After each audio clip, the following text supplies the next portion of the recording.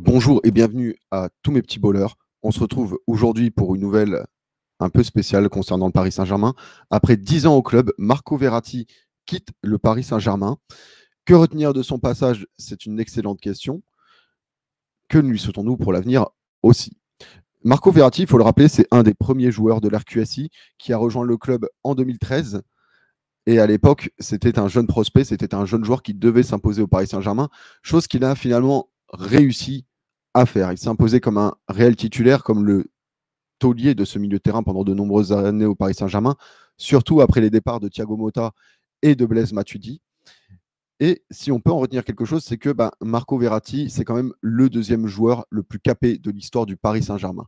En effet, seul Jean-Marc Pilorget a plus de matchs que lui au Paris Saint-Germain. Il a quand même passé 10 ans dans ce club.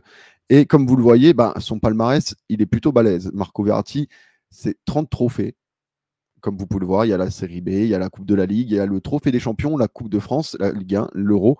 Et le seul trophée qu'il manque peut-être à Marco Verratti au Paris Saint-Germain, c'est la Ligue des Champions. On sait que Marco a passé en effet 10 ans au Paris Saint-Germain et il fait partie des joueurs qui avaient été recrutés justement pour remporter cette Ligue des Champions. Et malheureusement, ça n'a pas été le cas. Pourquoi est-il parti? C'est une excellente question. Peut-être qu'il ne correspondait pas à ce que recherche Luis Enrique au milieu de terrain. Peut-être que tout simplement, il y a une rupture aussi avec la direction, peut-être une volonté de sa part de quitter le club. N'étant pas insider, je ne vais pas rentrer dans ce genre de détails parce que je n'en ai pas la réponse. Je vous propose qu'en revanche, on revienne sur Marco Verratti au PSG et qu'est-ce qu'on peut en retenir. Pour le point positif, comme j'ai dit, ça reste un joueur qui a beaucoup aidé le Paris Saint-Germain, qui a fait partie de ses plus grands succès, qui a quand même permis beaucoup de choses dans ce milieu de terrain, parce que quand tu compares les autres milieux de terrain depuis le départ de Thiago Motta et de Matuidi, il n'y en a pas beaucoup qui sont du niveau de Marco Verratti. Je pense qu'on peut aussi retenir quand même du côté de Marco Verratti pas mal de regrets, et là, du coup, je vais être obligé de rentrer dans une case qui fait mal.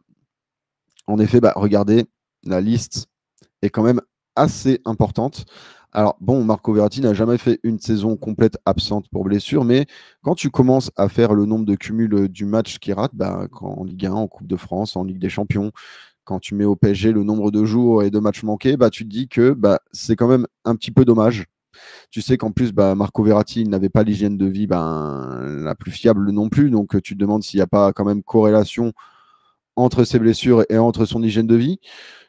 Si tu devrais aussi pointer un défaut de Marco Verratti, c'était pas un joueur qui marque beaucoup. En effet, là, comme vous le voyez, les stats sont plutôt faméliques. Seulement, il faut dire ce qui est, c'était pas spécialement son registre, c'était pas pour ça qu'on l'avait recruté au Paris Saint-Germain, en tout cas. Au Paris Saint-Germain, il avait son profil de milieu de terrain qui ressortait le ballon, notamment sous pression, un profil qu'on va avoir du mal à retrouver. Et je repense à certains de ces matchs, notamment contre Manchester City en phase de poule, contre Liverpool pendant le match retour. Et je me dis que Marco Verratti, justement, il avait cette utilité-là. C'était ce milieu sur lequel tu pouvais compter, notamment quand tu jouais contre des équipes qui pratiquaient un pressing très très fort. Tu savais que Marco Verratti, même en cas de tempête, il allait ressortir le ballon sous pressing. Et c'est quand même assez rare que ces dribbles devant notre surface aient coûté des buts. Et malheureusement, parmi les peu de buts que Marco Verratti a coûté avec ses sorties de balles très dangereuses, il y a ce but contre le Bayern Munich. Il y a cette saison qui est peut-être la moins bonne saison de Marco Verratti au Parc des Princes. Et je me dis que si ces éléments sont ceux qui ont été pris pour faire partir Marco Verratti, c'est quand même un petit peu cruel. En effet, je me dis que dans le football de Luis Enrique, on aurait pu en tirer quelque chose si on avait réussi à le remettre à l'endroit. Seulement, j'ai pas l'impression que ça a été le cas. J'ai l'impression que finalement, on était un peu du côté du club dans une volonté de tourner la page avec un grand nombre de joueurs. On l'a vu avec Neymar, on l'a vu avec Messi, avec Ramos, Marco Verratti.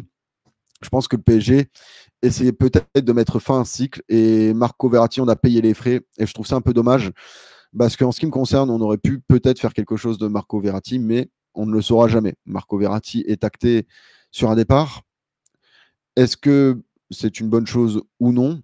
Déjà, quand tu vois le prix que tu en tires, je pense pas que tu t'attendais à tirer un tel prix de Marco Verratti, mais en revanche, quand tu vois le club dans lequel il va, je ne veux pas manquer de respect à l'Arabie, mais je m'attendais quand même à ce que Marco Verratti soit quitte le Paris Saint-Germain pour un club d'un standing un peu plus élevé, soit qu'il quitte le Paris Saint-Germain en fin de contrat et en fin de carrière pour retourner à Pescara, son premier club pro.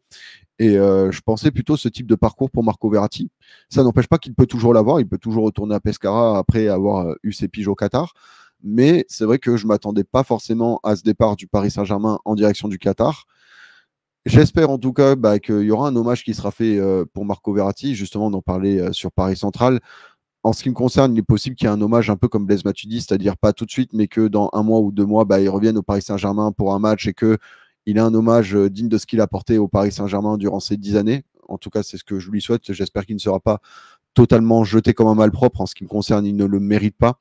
Et même si sa dernière saison est peut-être la moins bonne au Paris Saint-Germain, je trouverais c'est un peu cruel de retenir uniquement cette dernière saison de Marco Verratti. Il nous a quand même beaucoup aidé durant ces 10 années au Paris Saint-Germain.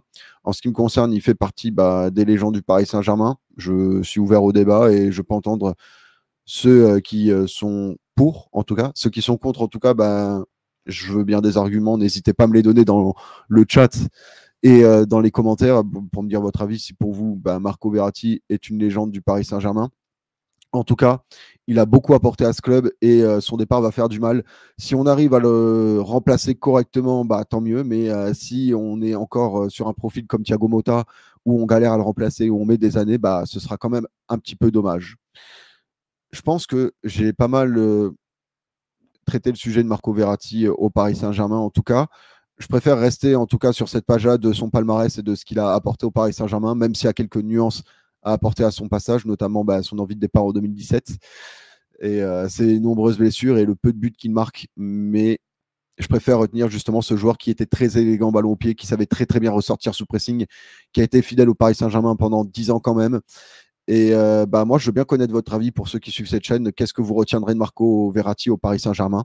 N'hésitez pas à me donner vos avis dans les commentaires et je vous répondrai du mieux que je peux. N'hésitez pas à mettre un like sur cette vidéo pour me donner votre avis sur ce que vous avez pensé du passage de Marco Verratti au Paris Saint-Germain.